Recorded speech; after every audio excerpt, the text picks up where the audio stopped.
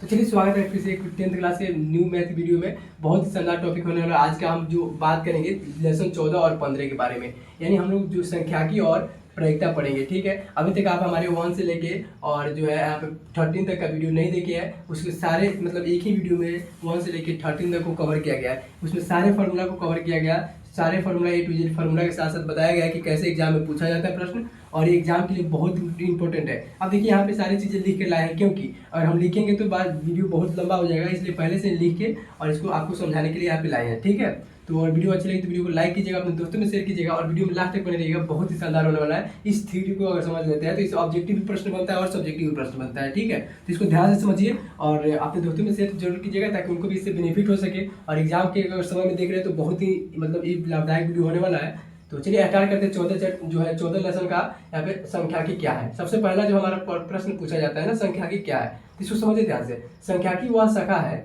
जिसमें आंकड़ों का संग्रह, वर्गीकरण, प्रस्तुतिकरण और विश्लेषण होता है। अब देखिए ये तुम आपसे टॉपिक नहीं पूछेगा, ये यहाँ पे नहीं पूछेगा क्या है क्या नहीं है, बस डायरेक्ट से प्रश्न पूछेगा। ठीक है, संख्याकी क्या है। और देखिए यहाँ पे जो संख्याकी में आता है हमको 3 गो चीज, माध्य, माध्यक और बहुलक। ठीक है, माध्य, माध्यक और बहुलक। इसमें माध्यिका भी आता है, इसको भी ध्यान रखिएगा। ठीक है, तो देखिए माध्यिका जो है ना, फॉर्मूला क्या होता है, तो इसका होता है सिग्मा। ठीक है, इसको बोलेंगे सिग्मा, ऐसे करके ऐसे जो बनता है इसको बोलते हैं सिग्मा FI/XI बट्टा सिग्मा FI। ठीक है, सिग्मा FI/XI बट्टा सिग्मा FI, इसको ध्यान रखिएगा। उसके बाद यहाँ पे जो सेकेंड फार्मूला है वो है माध्यक का। ठीक है, माध्यक का फार्मूला है, तो माध्यक क्या होता है, L प्लस n बट्टा 2 माइनस CF बट्टा F इंटू एच। अब देखिए आपको समझ में नहीं आ रहा होगा कि n बट्टा 2 L और CF क्या चीज़ है आखिर, तो यहाँ पे इसका डिस्क्लेमर लिखा हुआ है, अभी इसको समझाएंगे। ठीक है, पहले इसको समझ लीजिए, L प्लस n बट्टा 2 माइनस CF बट्टा F गुने H। ठीक है, समझ में आ रहा है इसको।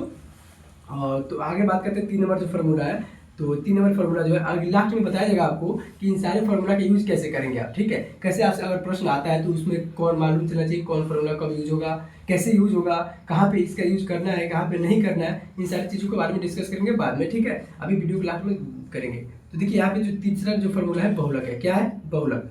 बहुलक में क्या कर रहा है, L प्लस, ठीक है, L plus F1 minus F0, F1 minus F0 बटा 2F1 minus F0 minus F2 गुने H। ठीक है, ये बहुत इंपॉर्टेंट तीनों फार्मूला है, फार्मूला से भी प्रश्न बनता है और ये फार्मूला आपको अगर याद नहीं रहता है तो आप कहीं ना कहीं 10-15 नंबर आप खोज सकते हैं। ठीक है, एग्जाम में खोज सकते हैं। इसको तीनों फार्मूला को याद रखिएगा। वैसे चैप्टर है, इस चैप्टर से बहुत बार रिपीटेड प्रश्न पूछा जाता है, ऑब्जेक्टिव में प्रश्न आता है। अब समझिए ध्यान से, यहाँ पे जो अभी एल के बारे में बात कर रहे थे, एल क्या है आखिर, तो एल क्या होता है, तो माध्यक वर्ग के निम्न सीमा होता है। एल माध्यक वर्ग के निम्न सीमा, निचला सीमा, जैसे यहाँ पे देता है ऐसे दिया होता है। ठीक है, अरे ऐसे दिया होता है अगर, तो इसमें निम्न सीमा इसको बोलते हैं। ठीक है, इसको उच्च सीमा बोलते हैं, इसको निम्न सीमा बोलते हैं। तो ये एल होता है, बात ध्यान रखिएगा।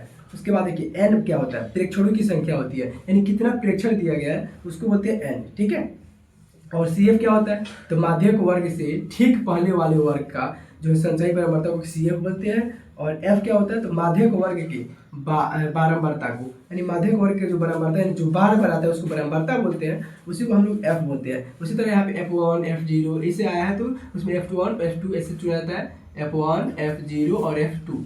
ठीक है, तो अभी जब प्रश्न करेंगे तो समझ में आएगा कि कैसे इसका यूज करेंगे। ठीक है, और बात करेंगे यहाँ पे देखिए, और H जो होता है इसमें वो होता है वर्ग अंतराल का ऊंचाई, वो जो ऊंचाई हम लोग लेते हैं ना इसका, उसके बारे में यहाँ पे वर्ग अंतराल का जो ऊंचाई देता हुआ है। ठीक है, तो यहाँ पे यही जो था 14 चैप्टर का जो प्रश्न है और फार्मूला है, यही इंपॉर्टेंट था। ठीक है, बात करेंगे 15 चैप्टर का। ठीक है, एंड लेसन 15 का जो बात करेंगे वो है प्रायिकता। चैप्टर का नाम क्या है जी, प्रायिकता है। आखिर प्रायिकता होता क्या है, इसको पहले समझते हैं। प्रायिकता क्या होता है, तो किसी घटना के घटित होने की संभावना को प्रायिकता कहते हैं। समझिए ध्यान से, किसी भी घटना के घटित होने की जो संभावना होती है उसको क्या कहते हैं हम लोग, प्रायिकता कहते हैं। इसको यहाँ पे ध्यान रखिएगा। अब बात करेंगे यहाँ पे प्रायिकता का सूत्र।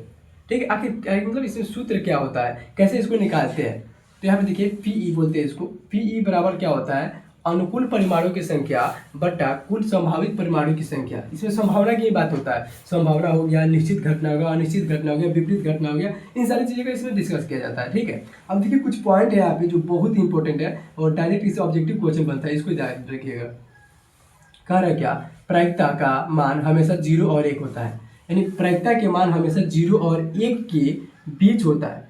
0 और 1 नहीं होता है, बल्कि 0 और 1 के बीच होता है। कहने क्या अर्थ है, 0 से ठीक है, छोटा होना चाहिए और बराबर होना चाहिए, और 0 से यहाँ पे क्या होना चाहिए, 1 से भी मतलब छोटा होना चाहिए, यहाँ पे बीच में ही आना चाहिए।